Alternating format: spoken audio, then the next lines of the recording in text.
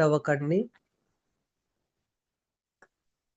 ఇక్కడే ఉండండి. అందరం కలిసి భారంగా ప్రార్థిద్దాము. ప్రతి ఒక్క అంశం నిమిత్తము దేవుడి పాదాల చెంత చేరుద్దాము. ప్రతి ఒక్క విజ్ఞాపనని, యాచనని దయచేసి ఎవరు లెఫ్ట్ అవ్వద్దు. ఇంకా మీ ప్రార్థన అవసరతలు ఏమైనా ఉంటే గ్రూప్ లో పెట్టండి. బ్రదర్ కి సమయాన్ని అప్పు చెప్తున్నాను. Praise the Lord. Hallelujah. Hallelujah. కొద్ది నిమిషాలు దేవుని వాక్యాన్ని మనందరం కూడా ఆలకిద్దాము. వాక్యాన్ని ఆలకించే ముందు వచ్చిన ప్రార్థన చేసుకున్నాం. సర్వాధికారి అయిన తండ్రి, కృపాసత్య సంపూర్ణుడా, కృప కలిగిన రాజా, దయగలిగిన దేవా, నీ ఘనమైన నామమును బట్టి వందనాలు. ఈ ఉదయకాలాన్ని నీ వాక్యాన్ని ధ్యానిస్తుండగా మాతో మీరు మాట్లాడండి. ఏ కోణంలో మీరు మాతో మాట్లాడాలనుకుంటున్నారు? ఏ విధంగా మమ్మల్ని హెచ్చరించాలనుకుంటున్నారు? మీరు మమ్మల్ని హెచ్చరించి యేసు నామములో అడిగి వేడుకొని నామము తండ్రి, ఆమేన్. దేవునికి స్తోత్రాలు. ఈ వాక్యాన్ని ఆలకిస్తున్న మీ అందరికీ వందనాలు. దేవుడు మిమ్మల్ని దీవించును కాక. దేవుని వాక్యంలో ఒక మాట చదువుకుందాం. లూకాసు సువార్త 1వ అధ్యాయం 39 వచనాన్ని ఒకసారి. ఆ దినములయందు మరియ లేచి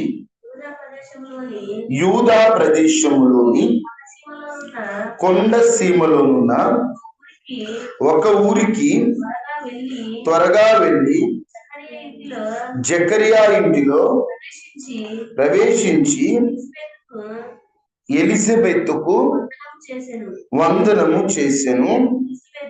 ఎలిజబెత్ మరియ యొక్క వందన వచనము వినగానే ఆమె గర్భములో శిశువు గంతులు వేసింది. చక్కగా అందరూ జాగ్రత్తగా దేవుని వాక్యాన్ని మనం పరిశీలించినట్లయితే, మరియా అనేటువంటి మాటకు హెబ్రీ భాషలో వేదన, బాధ అనే అర్థం. కన్య అయినటువంటి మరియా ఆమె పరిశుద్ధతను కాపాడుకుంటూ నీతిగా బ్రతుకుతున్న కాలంలో దేవుని దూత మరియ వద్దకు వచ్చి, నీవు గర్భవతివి, నీవు కుమారుని కంటావు అని చెప్పినప్పుడు ఒక యవనస్తురాలిగా మరియా ఆశ్చర్యపోయింది. ఇది ఎలా సాధ్యం? ఇది ఎలా జరుగుతుంది? నేను కన్యకనే, ఇది జరగడానికి అవకాశం లేదే, నేను ఏ పురుషుని ఎరుగలేదే, ఇది ఎలా జరుగును అనేటువంటి ఒక గందరగోళంలో ఉంటే, పరిశుద్ధాత్మ శక్తి నీ మీదకి వస్తుందమ్మా, నువ్వేం బాధపడాల్సిన పని లేదు, నీ గర్భములో నుండి వచ్చేవాడు ఆయన పాపము నుండి ప్రజలను విడిపిస్తాడు, రక్షిస్తాడు, లోక రక్షకుడు అని చెప్పినప్పుడు ఆమె సంతోషంగా దేవుని చిత్తానికి లోబడి, దేవుని చిత్తము ఆమె జీవితంలో నిందలకి అవకాశం ఉన్నా, అవమానాలకు అవకాశం ఉన్నా, ఆమెని దుర్భాష ఆడడానికి అవకాశం ఉన్నా, అంటే ఇప్పుడు వయసు అమ్మాయి గర్భవతి అయిందంటే అవమానిస్తారు కదా, నిందిస్తారు కదా, దూషిస్తారు కదా. దేవుని చిత్తానికి లోబడి నిందలకైనా అవమానాలకైనా ఈమె అసలు భయపడకుండా దేవుని చిత్తముకై ముందుకు అడుగులేసింది. ఒకానొక సమయంలో ఈమెకి దేవుని దూత ద్వారా చెప్పబడిన మాటలు బట్టి ఈమె దేవుని చిత్తములోకి వెళ్ళడానికి ఇష్టపడింది. వాస్తవంగా దేవుని చిత్తం చేయడం అంటే సులభం అనుకుంటాం, కానీ దేవుని చిత్తంలో బ్రతకడమే కష్టం. అందుకే క్రైస్తవులు ఎక్కువగా శ్రమలలో ఉండడానికి కారణం, వారు దేవుని మార్గములో ఉన్నారు. దేవుని మార్గము ఇరుకు మార్గము, దేవుని మార్గము శ్రమల మార్గము. ఆ శ్రమలు ఎల్లకాలం ఉంటాయని నేను చెప్పను, కానీ ఆ శ్రమల తరువాత విలువైన సింహాసనం ఉంటాయి. అందుకే చాలా మందికి ఉండే అనుమానం, పాపంలో ఉన్నారు, బాగానే ఉన్నారు కదా, నాకే ఎందుకు ఈ అవమానాలు, నాకే ఎందుకు ఈ నిందలు, నాకే ఎందుకు ఈ కష్టాలు అనుకుంటావు, కానీ నువ్వు దేవుని చిత్తములో ఉన్నావు కాబట్టి నీ జీవితంలో ఆశ. నువ్వు దేవుని చిత్తములో ఉన్నావు కాబట్టే నీకు అలాంటి పరిస్థితులు. దేవుని చిత్తానికి అప్పగించుకున్నటువంటి మరియా దేవుని చిత్తంలో బ్రతకడానికి ముందుకు అడుగులు వేస్తున్న సమయంలో ఎన్నో నిందలు, అవమానాలు, అర్థం కాని ఆ పరిస్థితులలో ఆమె ఎవరి దగ్గరికి వెళ్ళిందంటే, ఎవరిని ఆశ్రయించిందంటే, మీరు జాగ్రత్తగా గమనించండి, ఎలిజబెత్ దగ్గరికి వెళ్ళింది. ఎక్కడికి వెళ్ళిందమ్మా? ఎక్కడికి వెళ్ళింది? ఎలిజబెత్. ఎలిజబెత్ అంటే ఒక మాటలో చెప్పాలంటే, ఎలిజబెత్ ఇది హెబ్రీ పేరు. ఎలి అంటే నా దేవుడు, శవా అంటే ప్రమాణము లేదా వాగ్దానము. ఎలిజబెత్ అనేటువంటి మాటకు అర్థము దేవుని వాగ్దానము. ఈమె ఎక్కడికి వెళ్ళింది? దేవుని వాగ్దానము అని అర్థం ఇచ్చి ఎలిజబెత్ దగ్గరికి వెళ్ళింది. ఎవరు ఈమె? ఎలిజబెత్ ఎవరు? ఒక పాస్టర్ గారి భార్య. ఎవరి భార్య? ఎవరా పాస్టర్ గారు? జకరియా పాస్టర్ గారి భార్య ఎవరు? ఈ ఎలిజబెత్. ఇప్పుడు కష్ట సమయంలో ఉంది, నిందల పరిస్థితుల్లో ఉంది. ఆమెను ఇష్టపడినటువంటి, ఆమెను వివాహం చేసుకుందాం అనుకున్న యోసేపు అప్పటికి ఆమె దగ్గరికి వస్తాడో లేదో క్లారిటీ ఆమెకు లేదు. ఒంటరిదండి. ఆ ఒంటరి సమయంలో ఆమె జంటగా ఎవరిని కోరుకుందంటే దైవజనురాలైన ఎలిజబెత్ దగ్గరికి. ఎలిజబెత్ దగ్గరికి వెళ్ళింది. ఎలిజబెత్ దగ్గరికి వెళ్ళిన తర్వాత అక్కడ జరిగిన విషయాలు కొన్ని మీకు అర్థమయ్యేటట్లు చెప్పడానికి ప్రయత్నం చేస్తాను. అందరూ జాగ్రత్తగా ఉండండి. ఈరోజు మన అంశం ఏంటంటే, మనం కష్ట సమయంలో ఉన్నప్పుడు, మనం ఇబ్బంది కొలిమిలో ఉన్నప్పుడు, నిందల పరిస్థితుల్లో ఉన్నప్పుడు మనం ఎక్కడికి వెళ్తున్నాం, ఎవరిని ఆశ్రయిస్తున్నాం, ఇదే ఈరోజు మన అంశం. ఇప్పుడు మరియా కష్ట సమయంలో ఉంది, దేవుని చిత్తంలో ఉంది, కానీ అవమానాలు, నిందలు, అర్థం కాని జీవితం, తోడెవరు లేరు. అలాంటి సమయంలో కష్టంలో ఎవరి దగ్గరికి వెళ్ళింది?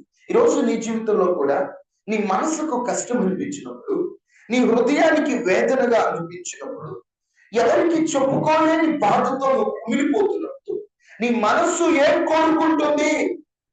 నీ మనస్సు ఏం ఆశపడుతుంది? ఏం కోరుకుంటుంది నీ మనస్సు? ఏం ఆశపడుతుంది అసలు నీ మనస్సు? ఎవరి దగ్గరికి వెళ్ళాలనిపిస్తుంది? కొంతమందికి మనసు బాగాలేదని పిచ్చి పిచ్చి అన్ని చేస్తూ ఉంటారు. మనసు బాగాలేదని చెప్పి చూడకూడదని చూడటం, మనసు బాగాలేదని సినిమాలకు వెళ్ళడం, మనసు బాగాలేదని చెప్పేసి అని అందరి మీద కోపపడటం, మనసు బాగాలేదని చెప్పి ఏమేమో చేస్తుంటారు కదా. ఈ కష్టం అనిపించినప్పుడు, ఒక వ్యక్తి మనసు బాగాలేదంటే తన హృదయం కష్టమైపోయింది. హృదయం కష్టమైపోయినప్పుడు, ఏడుపు వస్తున్నప్పుడు, ఏం అర్థం కానప్పుడు, ఒంటరిగా అనిపించినప్పుడు, నేను ఇక ఒంటరి, నాకెవరు లేరు అని మనం అనుకోకూడదు. మనకు దేవుడు తోడుగా ఉన్నాడు. అది మొదటిదైతే, దేవుని ద్వారా మనకు కలిగిన కొన్ని ఆత్మీయ బంధాలు ఉంటాయి. దేవుని ద్వారా, అవి మనుషుల ద్వారా కలిగిన కాదు.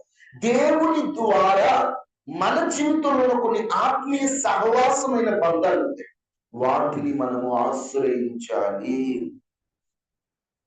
వాటిని ఎప్పుడైతే మనం ఆశ్రయిస్తామో అప్పుడు ఏం జరుగుతుంది? అసలు ఆత్మీయ సహవాసం ఎందుకు?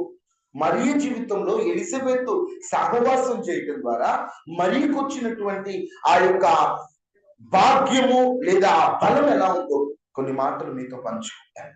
జాగ్రత్తగా గమనించండి. ఈ ఎలిజబెత్ కూడా ఎలాంటి స్త్రీ అంటే, దేవుని వాగ్దానం కొరకు ఆలస్యమైన ఎదురు చూసిన స్త్రీ. ఇప్పుడు ఈమె పాస్టర్ గారు ఎలిజబెత్, ఈమె మరియేమో ఒక విశ్వాసి. ఇప్పుడు విశ్వాసి కడుపులో నుండేమో లోక రక్షకుడు వస్తున్నాడు, పాస్టమ్మ గారి నుండేమో మామూలు యోహాను వస్తున్నాడు. అప్పుడు ఎంతో కొంత కుళ్ళు ఉండాలిగా. మేము ఇప్పటి నుంచి కాదు, మేము అహరోను వంశస్థులం, మేము ఎప్పటి నుంచో దేవుడు పని చేస్తున్నాం, మా కడుపులో పుట్టొచ్చు కదా. అమ్మాయి నిన్నగా మొన్న దేవుడు నమ్ముకుంది, ఆ అమ్మాయి కడుపులో పడిపోతే ఏమైంది? కుళ్ళు కొంచెం ఉందండి, ఉందా? ఈరోజు నా సంఘాల్లో కానీ కుటుంబాల్లో కానీ కుళ్ళు ఎక్కువైపోతుంది. ఈ కుళ్ళు ఎంత డేంజర్ అంటే, సాతాను ఒక వ్యక్తిలోకి రావడానికి కుళ్ళే ప్రధానమైనది. ఈమె ఎలిజబెత్ మైండ్ ఎలాంటిదంటే, నేను చేయకపోయినా పర్లేదు, ఇంకొకరు చేస్తే చాలు, ఎవరు చేసినా దేవుని పని జరగాలని కోరుకునేది. ఈరోజు కొంతమంది మందిరంలో కానీ లేకపోతే బయట కానీ ఎవరైనా ఒక్కరు పాట పాడారనుకో, ఏందమ్మా భలే పాడుతుంది, ఈ అమ్మాయి పాడుతుంది ఏంటి కుళ్ళు. అది ఎంత డేంజర్ అంటే, కొంతమంది ఎవరినైనా ఎక్కువ దేవుడు వాడుకున్న ఓడవలేదు, ఎవరినైనా దేవుడు ఎక్కువ దేవుని పని వారు చేసిన వీళ్ళు ఓడవలేదు, ఎవరైనా దేవుని మందిరానికి అన్నిటికీ ముందెళ్తున్నా ఓడవలేదు. ఈ ఓడవలేని స్వభావం అపవాది స్వభావం. ఒక వ్యక్తి ఎక్కువ పాటలు పాడుతున్నాకో వాడిని దేవునికి స్తోత్రం, దేవుడు అవకాశం ఇస్తే నేను పాడతానంటే ఆ మనసు మనలో ఉండాలి. కానీ ఈరోజు మన మనసు ఎలా ఉంటుందంటే, ఇప్పుడు ఒక అమ్మాయి పాట పాడుతున్నా, బో ఈ అమ్మాయి ఏమైనా మంచిదా, ఆ అబ్బాయి ఏమైనా మంచోడా, వీళ్ళు పాటలు పాడుతున్నారు ఏంటి, వాళ్ళ పాటలు, ఈ స్వభావం, ఈ మాటలు ఇవి మనకు ఉండకూడదండి. జాగ్రత్తగా గమనించేది శాపం మరియు పాపం. సౌలు పతనం అవడానికి కారణం ఏమిటి? కుళ్ళే కదా. దావీదుకేమో అంతమంది జైలు కొట్టారు, నాకేమో తక్కువ మంది కొట్టారు, అప్పుడు ప్రారంభమైంది కుళ్ళు. అక్కడ ఉంటది, ఎప్పుడైతే ఆయన అలా అనుకుంటాడో దెయ్యం వచ్చి ఆయన మీదకి వచ్చేస్తుంది. ఎప్పుడైతే కుళ్ళు ఎక్కడైతే ఉంటుందో అక్కడ దెయ్యం పనిచేస్తుంది. ఆ కుళ్ళు ఉన్న వాళ్ళని బట్టి కొంతమంది బాధపడలేకపోతున్నారు, ఆ కుళ్ళుకునే వాళ్ళని బట్టి కొంతమంది పరిచర్య చేయలేకపోతున్నారు. ఏదైనా పరిచర్య చేద్దాం, గొప్ప మందిరంలో ఏదైనా పని ఉందన్నా, ఏదైనా చేయాలన్నా కూడా కుళ్ళుకునేటువంటి వారు ఎక్కువ. ఈ ఎలిజబెత్తులటువంటి కుళ్ళు లేదండి. ఆమె నిష్కపటమైనటువంటి స్త్రీ. ఎలాంటి స్త్రీ? నిష్కపటమైనటువంటి స్త్రీ. ఈమె మరియా ఎలిజబెత్ దగ్గరికి వెళ్ళింది. ఈరోజు నీ కష్ట సమయంలో కూడా నువ్వు ఎవరి దగ్గరికి వెళ్తున్నావు? ఎవరిని ఆశ్రయిస్తున్నావు? ఎవరితో సమయాన్ని గడుపుతున్నావు? ఒక కట్టె ఆరిపోయిందంటే మండుతున్న కట్టెల్లో ఈ ఆరిపోయిన కట్టెను పెడితే ఆ ఆరిపోయిన కట్టె కూడా మండుతున్న కట్టెలకు ఉన్న మంటను బట్టి అది కూడా ఏమవుతుంది? మండుద్ది. ఈరోజు నీ జీవితంలో కూడా కొన్ని పరిస్థితులను బట్టి నువ్వు ఆరిపోయేటువంటి నీ జీవితం, అంటే నువ్వు నిలబడలేక పడిపోయావు అనుకో, దేవుడే చూసుకుంటానండి అని కాదు, ఆత్మీయులతో మాట్లాడాలి, ఆత్మీయ సావాసాన్ని కోరాలి. ఎప్పుడైతే అలా కోరుతావో నీవు కూడా దేవుని కొరకు మండుతావు. ఇప్పుడు ఆత్మీయ సహవాసాన్ని దేవుడు ఎందుకు ఏర్పాటు చేశాడు? త్వరగా కొన్ని మాటలు మీతో చెప్తాను. ఆత్మీయ సహవాసం అంటే కలిసి కూర్చొని ముచ్చట్లాడడం, కలిసి ఫోటోలు దిగడం, కలిసి భోజనాలు చేయడం, ఇది కాదు ఆత్మీయ సహవాసం. ఆత్మీయ సహవాసం అంటే ఒకరికొకరు దేవుని మాటలు చెప్పుకుంటూ, ఒకరి కోసం ఒకరు ప్రార్థన చేసుకుంటూ, ఇద్దరు కలిసి లేదా ముగ్గురు కలిసి సావాసంగా దేవుని కొరకు నిలబడడమే ఆత్మీయ సావాసం. అసలు ఆత్మీయులతో ఎందుకు సావాసం చేయాలి? మనం దుష్టులతో సావాసం చేస్తే వాళ్ళలో ఉన్న దురాత్మలన్నీ మనలో పనిచేస్తుంటాయి. అందుకే దుష్ట సాంగత్యము మంచి నడవడికను చెడుపును. నువ్వు దుష్టుడితో సాంగత్యం చేస్తానా, నేను తాగానా, వాళ్ళు తాగుతారు, వాళ్ళు పక్కన కూర్చుంటారు చాలు అంటే వాళ్ళలో పనిచేస్తున్నాయి దెయ్యాలు, వాళ్ళు మంచోళ్ళు. ఆ తాగే వాళ్ళలో పనిచేసే దెయ్యం వీళ్ళు పనిచేస్తుంది. అందుకనే మనం ఎవరితో సావాసం చేస్తున్నాం అన్నది ఒకటికి 2 సార్లు ఆలోచించుకోవాలి. ఎందుకు ఆత్మీయులతో సావాసం చేయాలి? ఎందుకు ఈ సావాసాన్ని దేవుడు పెట్టాడంటే, ఒకటి గుర్తుపెట్టుకోండి, ఆత్మీయులతో సహవాసం ఎందుకంటే విశ్వాసం తగ్గిపోకుండా విశ్వాసాన్ని కాపాడుకోవడానికి ఆత్మీయులతో సహవాసం చేయాలి. నిజం చెప్పాలంటే మన దేవుడు ఆత్మరూపమై ఉన్నాడు. ఆత్మరూపం అంటే కంటితో చూడదు. ఇప్పుడు ఆత్మస్వరూపిగా ఉన్నటువంటి దేవుడు కంటికి కనబడట్లేదు కాబట్టి దేవుణ్ణి నమ్మడం మనిషికి ఎలా ఉంటదంటే, ఇప్పుడు ఏదన్నా మంచి కార్యం జరిగిందనుకో, దేవుడు ఉన్నాడు, హల్లెలూయా దేవుడు ఉన్నాడని వెంటనే ఆ కార్యం కాస్త రివర్స్ అయిందనుకో, అంటే మంచి కార్యం కాస్త చెడ్డ కార్యం అయిందనుకో, మనుషులు ఎలా అంటే దేవుడే లేడు, నిన్న దేవుడు ఉన్నాడని పలికిన వారే ఈరోజు దేవుడు లేడంటారు. అంటే మనిషి మైండ్ పరిస్థితులను బట్టి మారిపోతా ఉంటారు. ఇలాంటి పరిస్థితుల్లో విశ్వాసాన్ని కాపాడుకోవడం చాలా అవసరం. పౌలు అనే ఒక ఆయన అంటాడు, నా విశ్వాసాన్ని నేను కాపాడుకున్నాను అంటాడు. అంటే మనం ఈ లోకంలో చనిపోయేంత వరకు దేవుడి మీద ఉన్న నమ్మకాన్ని, విశ్వాసాన్ని మనం కాపాడుకోవాలి. ఎందుకంటే పరిస్థితులను బట్టి, కొన్ని అవమానాలు బట్టి, కొన్ని కష్టాలు బట్టి దేవుడి మీద నమ్మకం ఒక్కోసారి పోతా ఉంటది. విశ్వాసంలో ఉన్నాం అనుకుంటాం కానీ కొన్ని కార్యాలు జరగకపోవటం వల్ల, లేట్ అవ్వడం వల్ల, లేదా కొంతమంది మనుషులు బట్టి, కొంతమంది చెడ్డోళ్ళు బాగుపడతా ఉంటే నేనే తప్పు చేశాను, నా బతికిట్లో ఉంది, వాళ్ళేమో పనికిమాలిన వాళ్ళు, వాళ్ళకి అన్ని దేవుడు ఇచ్చేస్తున్నాడు అనేటువంటి మనసుతో దేవుడి మీద విశ్వాసం తగ్గిపోతుంది. అలాంటి సమయంలో నీవు ఆత్మీయుల దగ్గరికి వెళ్ళావనుకో, నీ విశ్వాసం ఏమవుతుందో తెలుసా? రెట్టింపు అవుతుంది. ఎందుకంటే ఆత్మీయులు ఏం మాట్లాడుకుంటారు? దేవుడు చేసిన కార్యాలయంగా మాట్లాడుకునేది ఆత్మీయులు. దేవుని కృప గురించి మాట్లాడుకుంటారు, దేవుని మంచితనం గురించి మాట్లాడుకుంటారు. అప్పుడు దేవుని మాటలు మాట్లాడుతూ ఉన్నారు అనుకోండి, అప్పుడు చల్లారిపోయిందని విశ్వాసం, తగ్గిపోయిందని విశ్వాసం, నువ్వు ఎన్నో తికమక్కల మధ్య, ప్రశ్నల మధ్య ఉన్న అదన్నిటిని ఆ సంభాషణ ద్వారా పోగొడతాడు పరిశుద్ధాత్మ. ఎప్పుడైతే ఇద్దరు వ్యక్తులు దేవుని గురించి మాట్లాడుకుంటుంటే అక్కడ దేవుని ఆత్మ పనిచేస్తారంట. దేవుని ఆత్మ పనిచేయడం ద్వారా వాళ్ళలో ఉన్న భయం, వాళ్ళలో ఉన్న అవిశ్వాసం, వాళ్ళలో ఉన్న అపనమ్మకం అవన్నీ తొలగిపోతాయి. నిజమండి. ఇప్పుడు మరియా కష్టంలో ఉంది. ఎలిజబెత్ దగ్గరికి వెళ్ళిన వెంటనే ఎలిజబెత్ ఏమైంది?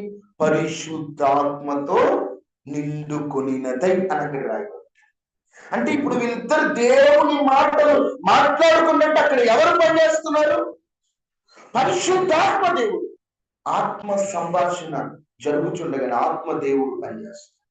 ఎప్పుడైతే ఆత్మ దేవుడు పనిచేస్తాడు అప్పుడు అక్కడ భయం పారిపోతుంది, అక్కడ ధైర్యం కలుగుతుంది. అందుకని ఇంకొకటే చెప్తున్నాను, మనసు బాగాలేనప్పుడు పనికిరాని వాళ్ళతో మాట్లాడద్దు, మిమ్మల్ని ఇంకా భయపెట్టే వాళ్ళతో మాట్లాడద్దు, మీకు ఇంకా భయం పుట్టించేటువంటి వారితో మాట్లాడద్దు. మీ మనసు కొంచెం బాగాలేనప్పుడు మీకు ధైర్యాన్ని ఇచ్చే వాళ్ళతో మాట్లాడండి. ఈరోజు చాలా మంది ఆత్మహత్య చేసుకోవడానికి కారణం ఏంటంటే వాళ్ళ చుట్టూ ఉన్న వాతావరణం. ఒకరోజు ఒక అమ్మాయి మంచి కష్టంలో ఉంది, కష్టంలో కూడా మంచి కష్టం చెడ్డ కష్టంలో ఉంటుందంట, ఏమో ఆమె చెప్తుంది, మంచి కష్టంలో ఉంది. ఆ కష్టంలో ఉన్నప్పుడు వెంటనే ఇంకొక వచ్చి, వామ్మో నువ్వు కాబట్టి ఉన్నావు, నేనైతే ఈ టయానికి చచ్చేదాన్నేనమ్మా, ఎట్ట బతుకున్నావు అమ్మా, సత్యబోధి కదా నువ్వు అన్నా. ఆ మాటలు ఎలా ఉంటాయి మనిషికి? వామ్మో నిజమే కదా, నీకు నేను బతికేం లాభం అంటే మనిషిని చావడానికి ప్రేరేపించే మాటలు మాట్లాడే వాడి దగ్గరికి నువ్వు వెళ్ళకూడదు. మరి అలాంటి వాళ్ళ దగ్గరికి వెళ్ళా, అమ్మో గర్భవతివా, నీకంటే దేవదూత చెప్పింది అని చెబుతున్నావు, నేను నమ్ముతా, అందరు నమ్ముతారా? మరి ఎందుకంటే ఈ బాధ నీకు? ఏదో చచ్చిపో మరి అందరు ఎలిసిపోతాము అందరు లేదండి. ఆమె పరిశుద్ధాత్మ తెలుసుకునే విశ్వాసాన్ని పెంచింది. ఈరోజు ఆత్మీయ సహవాసం ఎందుకంటే నీలో విశ్వాసం పెరగడానికి. ఎందుకంటే విశ్వాసము లేకుండా దేవునికి ఇష్టలై ఉండుట సాధ్యం. దేవుణ్ణి నమ్మితేనే కార్యం జరుగుతుంది. బైబిల్లో కొన్ని కార్యాలు జరగటానికి ముఖ్య కారణం నమ్మకమే. నువ్వు నమ్మేవు కాబట్టి జరుగుతుంది అంటే. ఎన్నో చోట నీ నమ్మిక మాత్రమే జరుగును అంటాడు, విశ్వసించిన వారికి కలుగును అంటాడు. అంటే నువ్వు నమ్మితేనే నీ జీవితంలో కార్యం జరుగుతుంది. ఇప్పుడు నీవు నమ్మాలంటే నీవు నమ్మాలంటే నీకు ఆత్మీయ సహవాసం కావాలి. నిన్ను విశ్వాసంలో నడిపించే వారితో సహవాసం చేయి, నిన్ను తగ్గించే వారితో. రెండు, ఆత్మీయులతో ఎందుకు సహవాసం చేయాలి అంటే భయం. ఆత్మీయులతో సహవాసం చేయడం ద్వారా భయం పోతుందని. వాస్తవంగా చెప్పాలంటే మరియ ఒంటరిగా ఉన్నప్పుడు భయపడతా ఉంటుంది. ఎందుకంటే ఎవరు రాలు కన్య. ఎప్పుడైతే ఎలిజబెత్ అమ్మ దగ్గరకు వచ్చిందో మరియలో ఇంకా ధైర్యం కలిగింది. ఏం కలిగింది? మరి ధైర్యం. ఎప్పుడైనా ఒక్కోసారి తెలియని భయం, తెలియని పెరిగితనం, ఎందుకో తెలియదు, అంత భయం గుండె భయంగా ఉంటాం, టెన్షన్ గా ఉండటం, ఏం జరుగుతుందో అర్థం కానట్టు, ఏదో గుండె స్పీడ్ కొట్టుకుంటూ, నిద్ర పట్టకుండా కలవరంగా ఉందనుకో. అప్పుడు ఏం చేయదు, ఒక ఆత్మీయురాల దగ్గరికి, ఒక ఆత్మీయుడి దగ్గరికి ప్రశాంతంగా ఎదురు కూర్చొని ప్రార్థన చేస్తారు. ఎప్పుడైతే ఇద్దరు కలిసి ప్రార్థన చేసుకుంటా ఉంటారో ఆ భయం అనేటువంటిది మిమ్మల్ని వదిలి పారిపోతుంది. భయం అనేటువంటిది సాతాను ఆత్మలలో ఒక ఆత్మ పిరిక, అది ఎక్కువ మందిని పట్టి పీడిస్తూ ఉంటది. అందుకే ఆ భయం మనల్ని వేధిస్తూ, ఏం జరగదండి కానీ ఏదో జరిగినట్టు భయం, ఏదో జరిగినట్టు, ఏదో అయిపోయినట్టు. ఇక నీకే అవకాశాలు లేవు, ఇక నీ జీవితం అంతా అయిపోయింది. భయం భయం భయం. ఎందుకు భయపడతావో తెలియదు. నీకు నువ్వు చెప్పుకుంటే ధైర్యం సరిపోదండి. నీతో నువ్వు పలుకుంటే ధైర్యం సరిపోదు. దావీదు జీవితంలో కూడా తను భయపడుతున్న వేళలో తన ఆత్మీయ స్నేహితుడైనటువంటి యోనాతాను వలన తాను ధైర్యపరచబడ్డాడు. యోనాతాను కూడా భయపెట్టేవాడు కాదు. తన స్నేహానికి గుర్తుగా ఏమి ఇచ్చాడు? కత్తి, విల్లు, నడికట్టు. ఆత్మీయ సహవాసంతో ఉన్న వాళ్ళు కత్తిని ఇస్తారు. కత్తినివ్వడం అంటే ఏంటి? దేవుని వాక్యాన్ని ఇస్తారు. ఆత్మీయులతో మాట్లాడుతుంటే భయం పోతుంది. ఎలా పోతుంది? దేవుని వాక్యం ద్వారా. అమ్మో, రేపు ఏం జరుగుతుందో భయం వేస్తుంది నాకు, రేపు ఏం తినాలో భయం అయిపోయింది అని నువ్వు బాధపడుతున్నావు. ఆత్మీయులు ఏమంటారు? పిచ్చుకలను చూడు, దేవుడు వాటిని పోషిస్తున్నాడు కదా. సింహపు పిల్లైన కొదువ కలి ఆకలి కొనినా నీ పిల్లలు ఆకలితో అలమటింతురా. నీ పిల్లల ఆకలితో అలమటిస్తారా దేవుని పిల్లలు? నువ్వు ఎందుకు భయపడుతున్నావు? ధైర్యాన్ని ఇస్తారు. అప్పుడు ఆ ధైర్యం ఏమవుతుంది? నీ హృదయంలో ఉన్న భయాన్ని పోగొడుతుంది. ఆ వాక్యము ద్వారా ధైర్యాన్ని ఇస్తారు. అందుకని నడికట్టుని ఇస్తారు. నడికట్టు అంటే బెల్ట్ లాంటిది. ఇప్పటికీ కొంతమంది ఏదన్నా గొడవలు వచ్చినప్పుడు అట్లా దోపుకుంటారు. అంటే అప్పటి కాలం నడువు కట్టుకునే నడికట్టు. నడికట్టు అంటే స్థిరమైన మనస్సు. ఆత్మీయులతో సహవాసం చేసినప్పుడు నీ మనస్సు భయపడతా, అటు ఇటుగా అమ్మో అయ్యో అని కలవరపడతా ఉంటుంది. ఎప్పుడైతే ఆత్మీయులతో మాట్లాడతావో నీ అటు ఇటు తిరిగేటువంటి మనసుని అట్లా కట్టి పెడతారు. స్థిరమైనటువంటి మనసుని ఇస్తారు. అప్పుడు మనస్సు స్థిరపడితే భయం వాక్యం ద్వారా భయం పోయి, నడికట్టు ద్వారా భయం పోయి. తర్వాత విల్లు. విల్లు అంటే బాణములు పెట్టుకునేది. నిన్ను వాళ్ళు ఏం చేస్తారంటే బాణం ఏం చేస్తారు? గురి చూసేస్తారు. వాళ్ళు ఏం చేస్తారంటే ఆత్మీయులు నువ్వు మాట్లాడుతున్నప్పుడు, దేవుని మాటలు మాట్లాడుతున్నప్పుడు అపవాది యొక్క తంత్రాల నుంచి, అపవాది యొక్క పన్నాగాల నుంచి నువ్వు ఎలా తప్పించుకోవాలో నీకు మార్గాలు చూపిస్తాడు. అర్థమవుతుందా? ఎప్పుడైతే అలా మార్గాలు చూపిస్తాడో, అలా మార్గం చూపించడం ద్వారా ఏమవుతుంది? నీలో ఉన్న భయం తొలగిపోతుంది. అందుకే ఎప్పుడైనా మనసు బాగాలేనప్పుడు ఆత్మీయులతో మాట్లాడారు. చాలా మంది ఆత్మీయ సహవాసాలు ఇష్టపడరు. లోక సహవాసం అయితే పనికిరాని మాటలు, వ్యర్థమైన మాటలు, ఏ మాత్రం ఉపయోగం లేని మాటలు మాట్లాడారు. ఆత్మీయులు ఏం మాట్లాడతారు? దేవుళ్ళు ఎలా నిలబడాలి, దేవుని కోసం ఎలా వాడబడాలి, దేవుని పని గురించి ఇవే మాట్లాడతారు. దయచేసి ఆత్మీయులతో సహవాసం చేయండి. మరియా ఈ క్రిస్మస్ దినాల్లో మనకు నేర్పించేది ఏంటంటే ఆత్మీయ సహవాసం. ఒకటి, ఆత్మీయ సహవాసం ఎందుకు? విశ్వాసం తగ్గిపోకుండా ఉండడం. రెండు, ఆత్మీయ సహవాసం ఎందుకు? భయం పోవడానికి.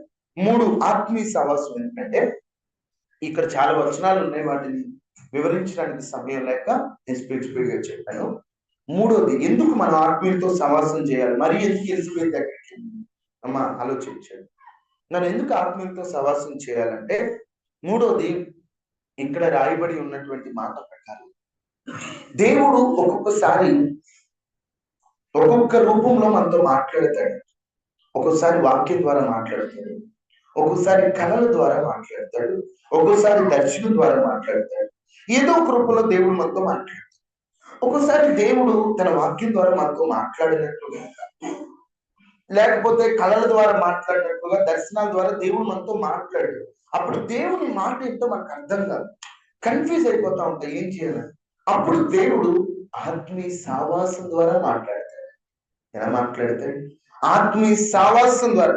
ఎప్పుడైతే ఆత్మీయ సావాసం ద్వారా దేవుడు మాట్లాడుతాడు, దేవుని మాట మనకు అర్థమవుతుంది.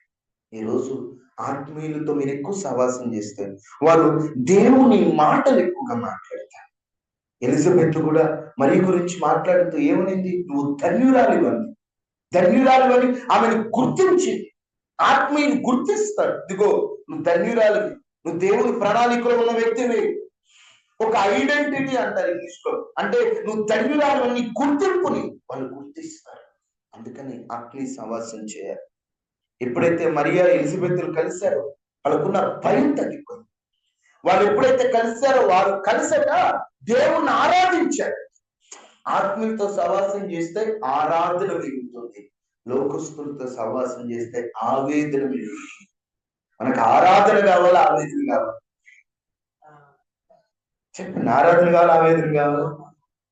మన దేవుడు మన ఆవేదనను ఆరాధనగా మార్చింది. అందుకనే ఈ మధ్య కాలంలో ఒక పాట వచ్చింది, నా వేదనను ఆరాధనగా మార్చి వేశావే, నా వేదనను ఆరాధనగా మార్చి వేశావే. అంటే మన ఆవేదనను దేవుడు ఏం చేశాడు? ఆరాధనగా మార్చాడు.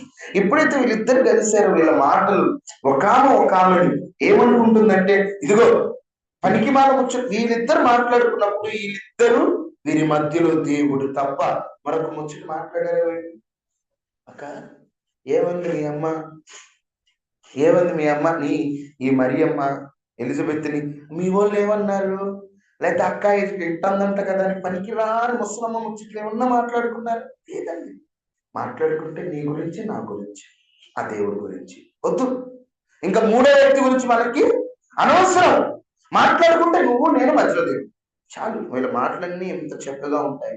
ఒకసారి ఏమో మరీ మాట్లాడుతుంది, ఒకసారి ఏమో ఎలిజబెత్ ఇద్దరు మాటలు వింటుంటే ఆహా, తగ్గించుకొని తన దాసురాలి దీన స్థితిని కటాక్షించిందని మాట్లాడుతున్నా. ఇగో ఏమనుకున్నావు, నేను యేసుప్రభుని కనబోతున్నా, మన గురించి మన స్టైలే వేరు. అంత తగ్గింపు అండి, అది ఆత్మీయులో ఉండే లక్షణం. ఈరోజు ఎవరితో మాట్లాడండి, ఇగో ఏమనుకున్నావు, నేను పాట పాడితేనా, నేను వాక్యం చెబితేనా, నేను ప్రార్థన చేస్తే, ఈ నేను కాదు, అదేమీ లేదు. అంత దేవుని కృప, అంత దేవుని కృప. ఆయన చిత్తములకు అప్పగించుకొని, ఆయన ఇష్టముకై అప్పగించుకొని తగ్గించుకోగలిగితే ఆత్మీయ సహవాసం యొక్క విలువ తెలుసుకుంటాం. దయచేసి ఆత్మీయులతో సహవాసం చేయండి. రాబోయే సంవత్సరంలో నేను ఆశపడేది ఒకటి, సంఘంలో మేము దగ్గరలో లేనటువంటి సమయంలో కూడా స్త్రీలు కూడి సంఘంలో ప్రార్థన చేయాలి. సేవకులు వస్తేనే కూడుకోవాలని కాదు, మేము ఎక్కడో దూర ప్రాంతంలో ఉంటాం. మీరు ఏం చేయాలంటే, మీరు కూడుకొని అందరు కలిసి ప్రార్థన చేయాలి. అసలు రోజు అలా కూడుకుంటే మంచిది. లేదా శుక్రవారము, బుధవారం కూడుకొని స్త్రీలందరూ ఏమైందమ్మా, మీకు మీరే కూడుకొని అందరూ రౌండ్గా కూర్చొని చేతులు పట్టుకొని సంఘం కోసం, ప్రాంతం కోసం, దేశం కోసం ఉపవాసం ఉండి ప్రార్థన చేస్తే ఎంత మేలమ్మా. ఇప్పుడు మేమంటే ఏదో ఒక పనిలోనో పరిచయలోనో ఉంటాం, మేము ఎప్పుడో వస్తామని మీరు ఎదురు చూస్తా కూర్చోవడం అంటే ఆత్మీయంగా సహవాసం చేయి. మన సంఘస్థులే ఒకరికొకరు ప్రేమగా పలకరించుకోండి. ఒకరి కష్టంలో ఉన్నప్పుడు ఒకరు ఆదరించి. నేను ఎప్పుడు మీతో చెప్తుంటాను, మన విశ్వాసులలో ఎవరైనా పరిస్థితి బాగాలేదంటే అందరిని పలకరించండి, ప్రేమించండి. ఏమైంది, మహా అయితే ఒక డజన్ అరటికాయలు తీసుకెళ్ళండి, లేదా 2 యాపిల్స్ తీసుకెళ్ళండి, ప్రేమ చూపించండి. దేవుడు మనకి నేర్పిందని ఆత్మీయ సహవాసాన్ని కాపాడుకోండి. పనికి రానులతో వద్దు. ఈరోజు కట్ చేయండి. వాళ్ళలో పనిచేసిన దెయ్యాలు మీకు తెలియకుండా మీలో పనిచేస్తాయి. మీ పొలాల దగ్గర కానీ, ఇళ్ల దగ్గర కానీ చెడ్డవారితో, పనికి రానులతో సహవాసం వద్దు. కట్ చేయండి. వాళ్ళని వద్దు. వాళ్ళు గొప్ప అవ్వచ్చు, కానీ వారు చేస్తున్న పనులు కరెక్ట్ కాదు. వారి కోసం ప్రేయర్ చేయండి. కట్ చేయండి అంటే వాళ్ళని చూసి మొహం తిప్పుకోమని కాదు. లిమిట్ ఎంతవరకు మాట్లాడారు అంతవరకు, ఏం చెప్పాలో అంతవరకు మాట్లాడి వదిలేశారు అనుకోండి. ఆత్మీయ సహవాసాన్ని ఎక్కువ కలిగి ఉండండి. అప్పుడు మీరు దేవుడి కొరకు ఒక దీపము లాగా మండుతారు. మరియ ఎలాగ వాడబడింది, మీరు అలాగ వాడబడింది. దేవుడి వాక్యాన్ని మనం ఇంటిలో ఫలింప చేయంగాక. ఆమేన్. అందరూ తలలు వంచి ప్రార్థన చేసుకుని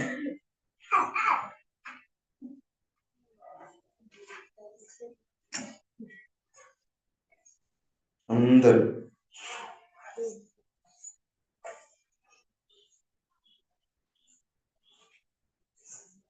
మండే అజ్ఞలే రాదేవా,